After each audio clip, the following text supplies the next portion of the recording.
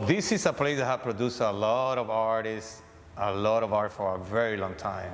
Not only Miami, the West Coast, from Rauschenberg to even the beach in the 80s, which takes me to the beach in the 80s. That was a community. Perhaps it's because it's much more contained, an area that this magic happens. The underground scene in Miami Beach had that, I mean, and it wasn't brief. Lasted 15, 20 years. And it was, as you described, it was a true community, an exchange of ideas, different dynamics, many nights of long discussions and drinking, which is not endemic to Miami as much as people like to say. There's so much partying going in Miami. How could there be art?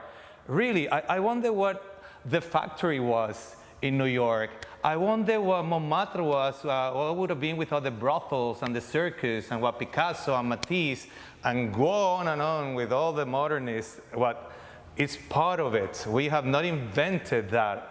We have perfected it, or perhaps Miami remembers that celebrating, or like Americans say, partying, it's also part of life. I think a lot of North America have forgotten about that in the true sense. Or how can I say, pseudo-intellectual art critics? Again, know your history. I know mine pretty well, and I know the history of how art developed pretty well, from classical times to the Renaissance. I think that's actually part of it. Sometimes I think there's an inferiority complex in Miami. I embrace it all, like I told you before, but I also think it's a reflection of the times. I don't think it's happening, that sense of community among artists, I don't think it's happening in many places anymore. A lot of it has to do with this idea that your legacy is the most important thing in your life, that your career, at all costs, you must be successful and strive and leave a mark. I have felt like that at some times, and I take a deep breath, and I understand there's much bigger things in life, like being kind to other people, planting a tree, be with your family, traveling, living.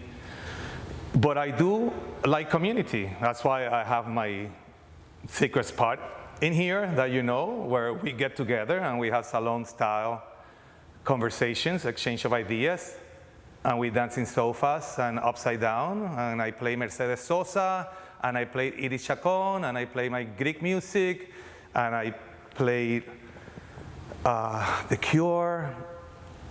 I think the transition that I see is that perhaps we're curating our own world. I have a way of being. I hang out with certain people. Sometimes I don't hang out with certain people because I just don't like their energy.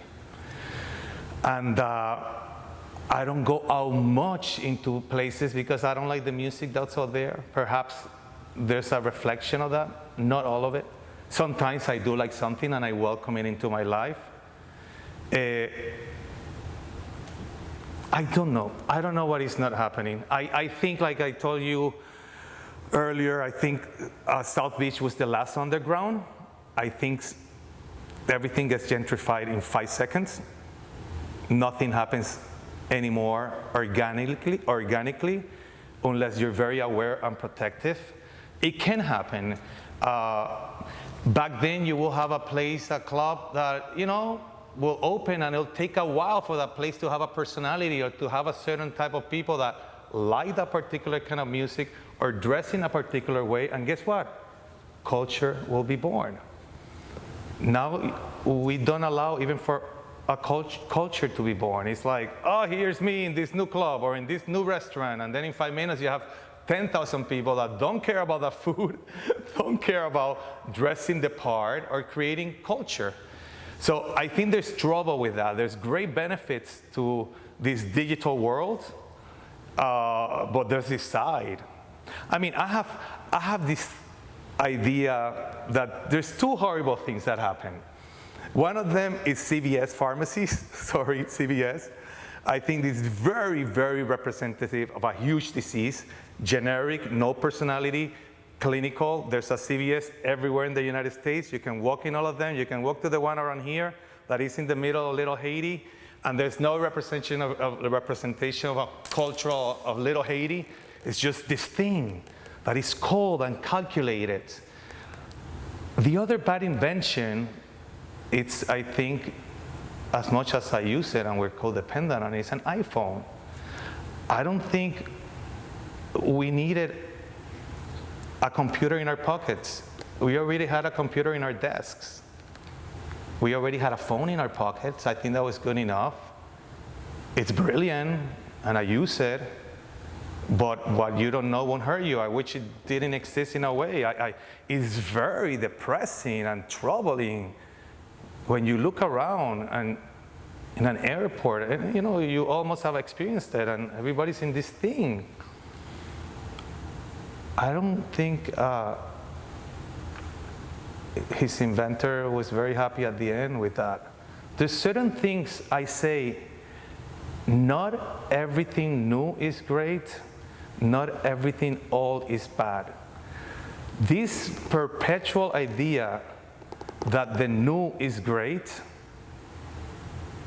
I don't believe on it. There's some great things that come, and change will always exist. But I think we have to pay more attention. It's just the new just for the sake of new? I don't know.